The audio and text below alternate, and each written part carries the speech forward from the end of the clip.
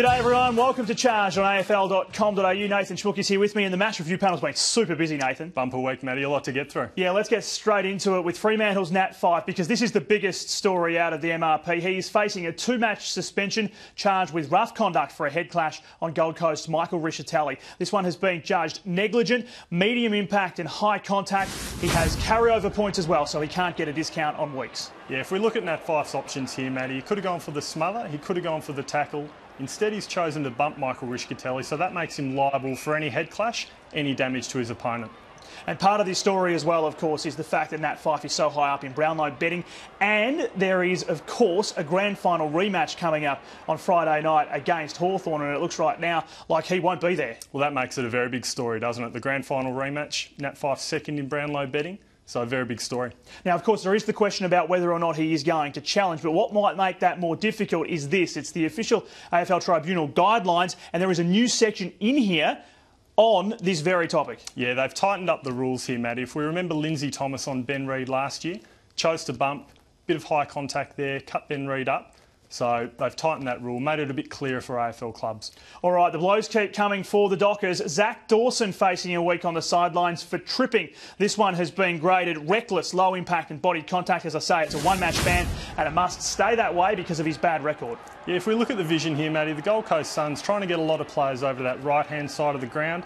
He's just stuck his foot out there, a bit of his knee, stopped Brandon Matera in his tracks, put him on the floor. So it's a pretty clear-cut tripping, very clumsy though. Would have been a reprimand too, wouldn't it, if he didn't have the bad record? Well, he's another Docker with a bad record, so that bumps it up to a week. Let's return to the head clash issue now, because this time it's Geelong's Taylor Hunt who has been charged. This one with rough conduct, as I say, for the head clash against Lion Daniel Rich. Negligent, medium impact, high contact. This one's a two-match ban, down to the one match with an early play. Yeah, so he's got the good record there, Matty, so that helps him out. But if we look at it, he's gone in for the Shepherd, caught Daniel Rich high, another case of bumping and being liable for any damage to your opponent. The key point here, though, is it's exactly the same grading as with Fyfe, isn't it? No different, just Fyfe with that kicking charge against Daniel Jackson last year, the carryover points, hurts him this year. All right, next up is an incident involving Jake King and Jared Waite. And this one's unusual because both players have been charged. First of all, King has been booked for misconduct. That's a $900 fine.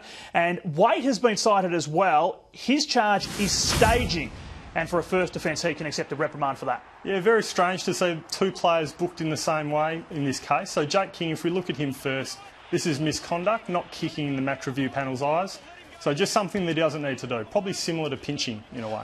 Waite attracted a fair bit of attention, didn't he? Well, it did. So that's a clear kick to the chest. Well, not a kick, but he's got contact to the chest, gone to the mouth. So, yeah. Do you reckon it was fair enough for staging? Yeah, very fair. Yeah, if he goes to grab the mouth rather than the chest where he's copped contact, that's staging. Well, it's interesting you say that about that one, because let's take a look at this one. Another staging incident, but this one involving Jordan Lewis didn't get picked up by the match review panel. This contact, after contact from Brendan Goddard, and you see there, Jordan Lewis hits the deck. The suggestion was that maybe he was going for a Logie, an Academy Award. Yeah, very theatrical, and I think he's admitted that himself.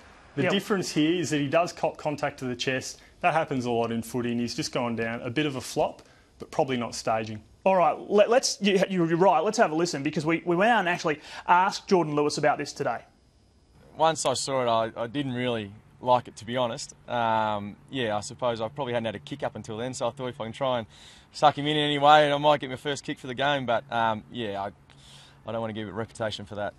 It is actually pretty rare to see staging charges actually go up before the MRP, isn't it? Yeah, we've only had the two cases, so Jared Waite's the third case. And I guess Jordan Lewis has done the right thing by admitting what he did, but probably not staging, in my view. All right, so all clear for Jordan Lewis. Now, Tom Derricks from the Swans can accept a reprimand for rough conduct against Scott Pendlebury. Reckless, low impact and body contact this one. Let's have a look at the tape. Yeah, so he's gone after a pretty good player in Scott Pendlebury, one that they wouldn't have mind shutting down a bit more. Got him off the ball, got him, it looks like he's got him in the ribs. Scott Pendlebury's been taken down, taken out of the next contest. So no doubt that's a reportable offence. And they did have a look at the medical report here too, didn't they? They did. We know that a medical report was involved. We don't know what it showed up, but we suggest that the impact was taken into account. Well, the medical report was taken into account when looking at the impact. All right, now just finally a sigh of relief for Richmond fans.